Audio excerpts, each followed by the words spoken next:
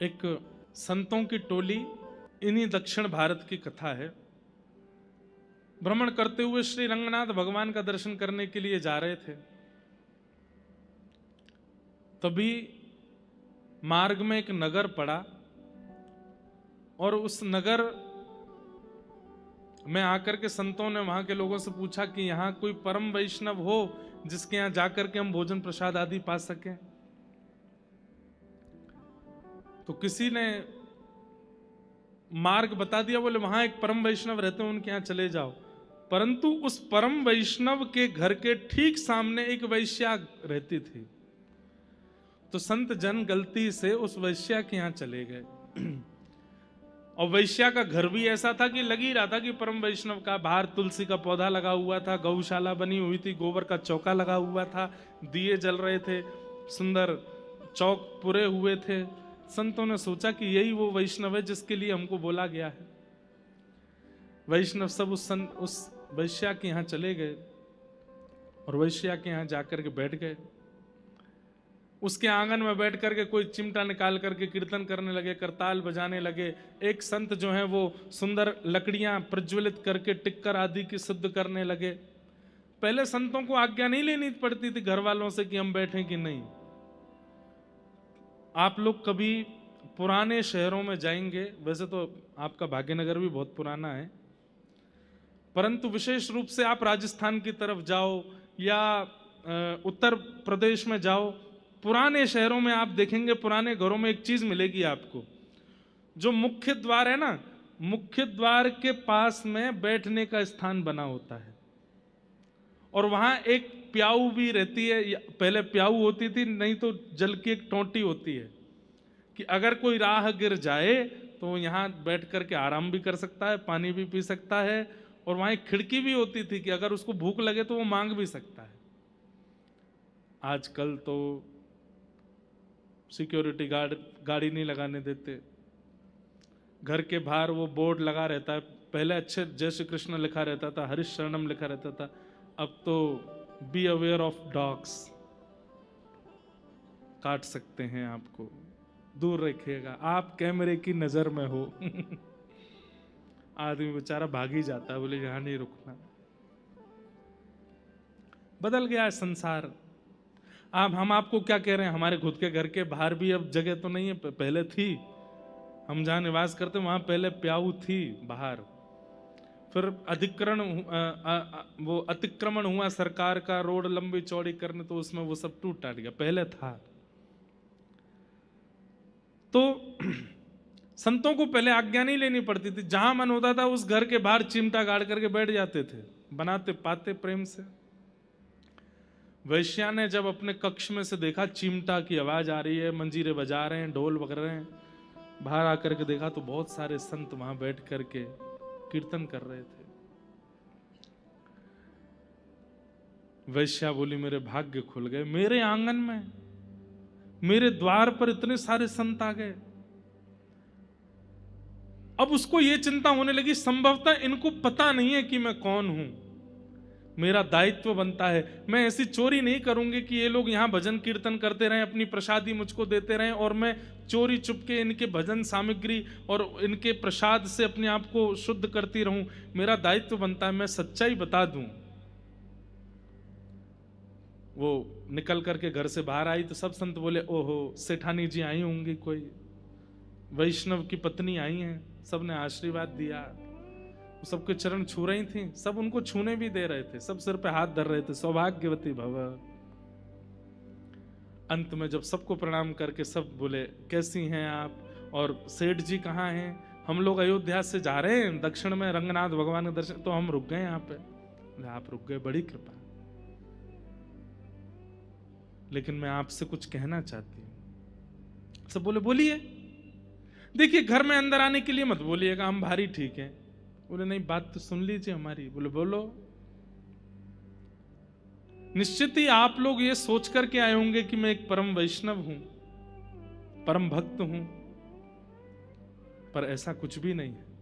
मेरा घर देख करके, द्वार पर तुलसी देख करके, गौशाला देख करके आपको लगा होगा कि मैं परम वैष्णव हूं, पर वास्तविकता यह नहीं है। तो बोले क्या है वास्तविकता। बोले मैं इस नगर की एक वैश्या हूं। वैश्या सुनते ही शब्द जितनों ने छू छू के आशीर्वाद दिया था वो सब दौड़े वहां से। कोई हाथ धो रहा है, अपवित्र पवित्रो वा सर्वावस्थांगतो पिवा स्मरित पुंडरी काक्षम सवायाभ्यंतर सुचि। तो पाप हो गया हमसे।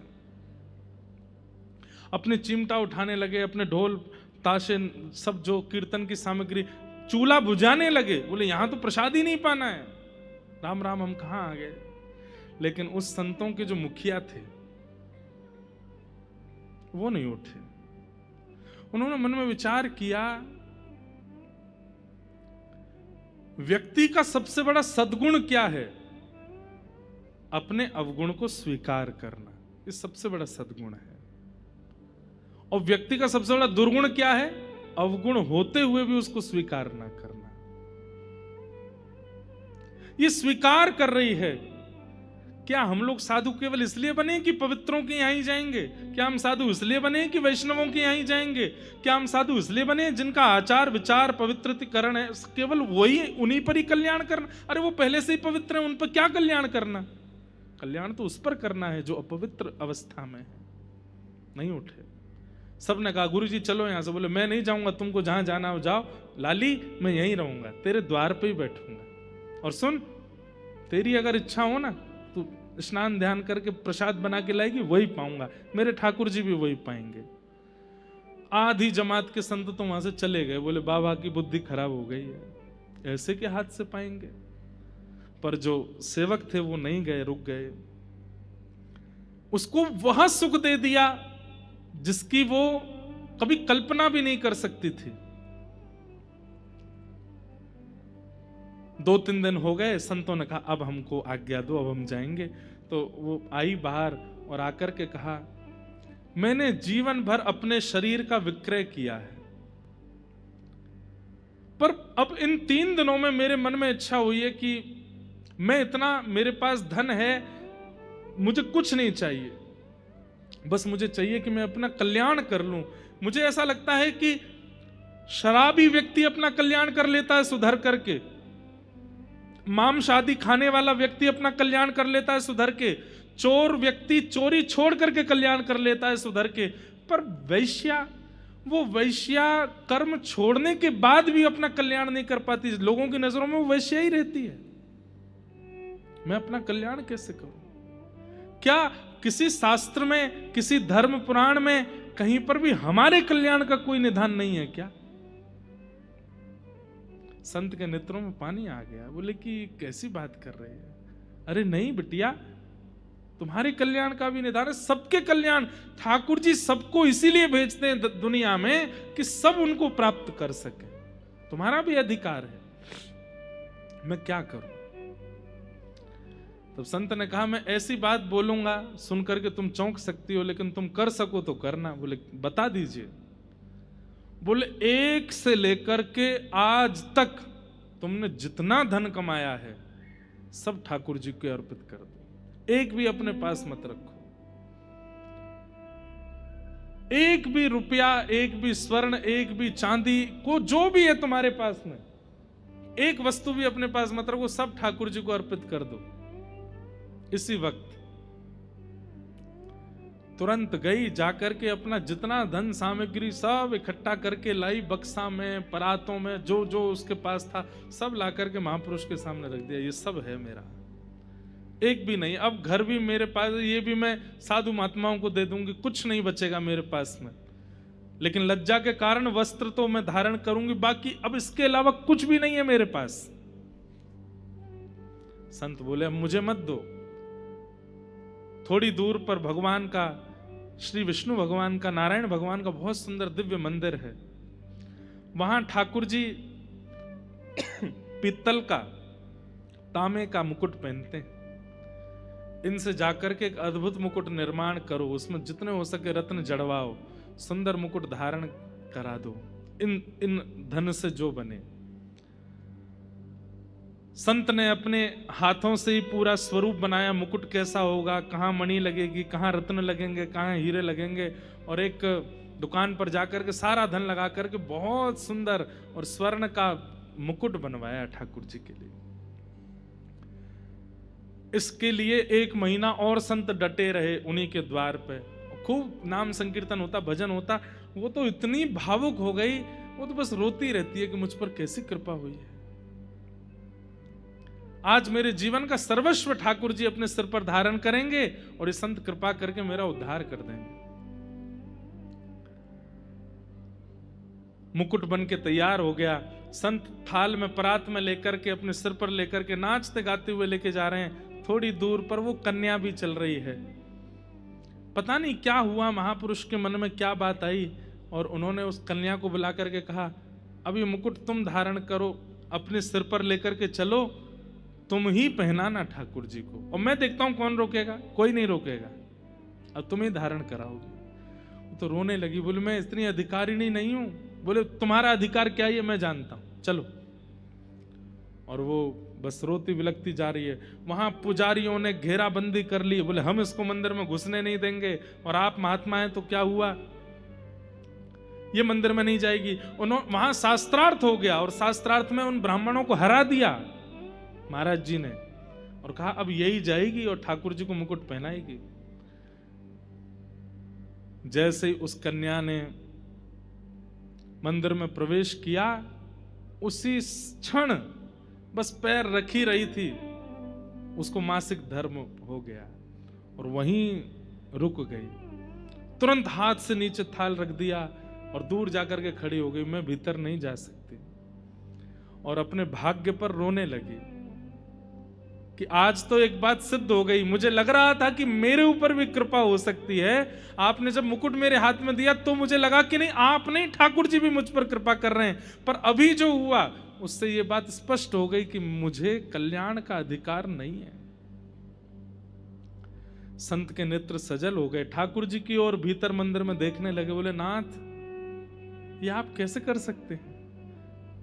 किसी को इतने समीप बुला करके इतना सब कुछ योग्य करने के बाद आप इस प्रकार का व्यवहार कैसे कर सकते हैं? और जो मंदिर के ब्राह्मण थे वो हंसने लगे, ताल ठोकने लगे। बोले हम तो पहले ही जान गए थे, लो आपने हमारी नहीं मानी तो ठाकुर जी ने ऐसी योजना बनाई कि वो भीतर नहीं आ सकती। इतने में ही गड़गड़ करके बादल गरजने लगे, आकाश में बिजली कड़कने लगी। और तभी क्या देखते हैं कि मंदिर के गर्भगृह से साक्षात शंख चक्र गदा पद्मधारी नारायण बोलते हैं, ऐसी परम भागवत ये कन्या आई है। मेरे मन में विचार आया, जिस प्रकार अतिथि के लिए द्वार पर जाना पड़ता है स्वागत के लिए, मुझे लगा वो अंदर आके मुकुट मुझे नहीं पहनावे, मैं ही निकल के बाहर आऊंगा। और ठाकुर जी बाहर आए और बाहर आकर के उसके सामने सिर झुकाया, बोले पहना दो मुकुट। उस अवस्था में ठाकुर जी के प्रत्यक्ष दर्शन हुए और अपने हाथ से उसने मुकुट धारण कराया। और मुकुट धारण करते ही ठाकुर जी मंदिर में विराजमान हो गए और उस कन्या ने वहीं प्राण त्याग दिए, ठाकुर जी में विलीन हो गई। भक्ति का स्वरूप क्या है भैया? वो अंतिम क्षण में भी अगर प्रकट हो जाएगी ना, भक्ति का एक बहुत बढ़िया स्वरूप सुन लीजिए। अगर भक्ति पूर्ण रूपेण पवित्र अवस्था में आपके चित्त में आ गई ना, तो आपने अपने 40 साल क्या किया है, भक्ति सबको समाप्त कर देती है।